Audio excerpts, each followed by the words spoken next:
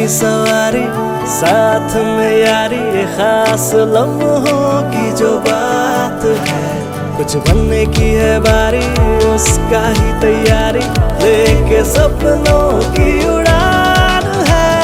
छूना है आसमां, रोज हम में है वो दम, आगे है बढ़ना, cause techno वाले हम, cause techno वाले हम। Techno College of Engineering, Agartala.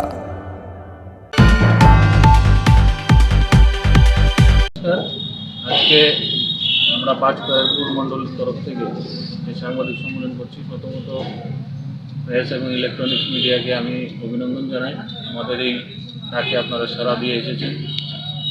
আজকে যে জন্যই সাংবাদিক সম্মেলন করা হচ্ছে সেটা হচ্ছে কালকে কংগ্রেস ভবনে আমাদের এই 5 খয়েরপুরের একজন কার্যকর্তা, বিজেপির কার্যকর্তাকে নিয়ে জোরপূর্বক তারা কংগ্রেসের দলে সামিল করেছে।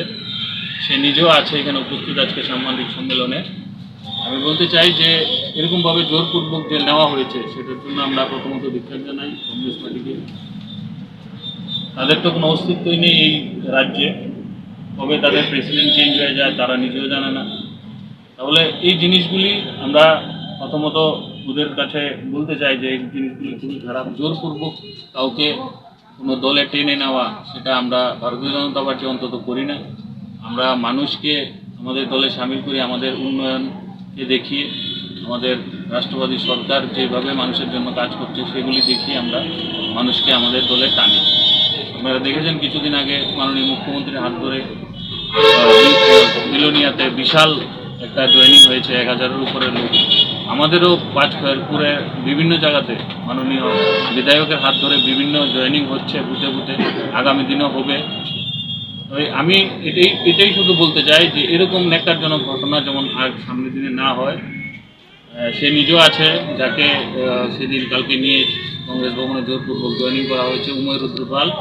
সে নিজের মুখে বলবে যে তার সঙ্গে কি ঘটনা হয়েছে। প্রথম দিন আমি একটা এনজিও খোলা হয়েছিল, আমরা সব ফ্রেন্ড সার্কেল নিয়েছিলাম।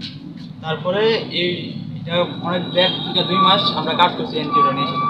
তারপরে হঠাৎ একদিন সব কিছু থেকে একটা ফান্ডের দরকার লাগে, ওই ফান্ডের জন্য একজনের লোকে দেখা করতাম। তো ওই দেখা করতে গিয়েছিলাম, তো তাহলে বলছিল যে দাদা আমি মনে হয় আমরা একটা এনজিও খুলছি, এটা থেকে আমাদের ফান্ড লাগে। তো ঠিক আছে, তাই নিয়ে বললো ঠিক আছে, আমার থেকে যতটুকু সাহায্য দরকার আমি করবো।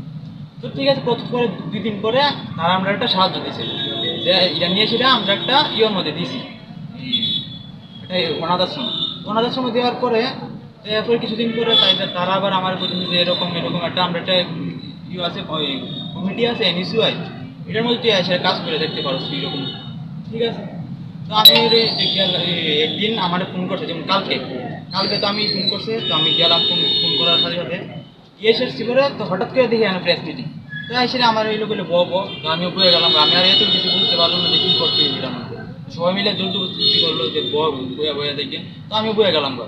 এরপরে কালকে থেকে সারাদিন তারা কী কথাবার্তা করলো, ওই কী ডেপুটেশন নিয়ে সেটা কথাবার্তা করলো।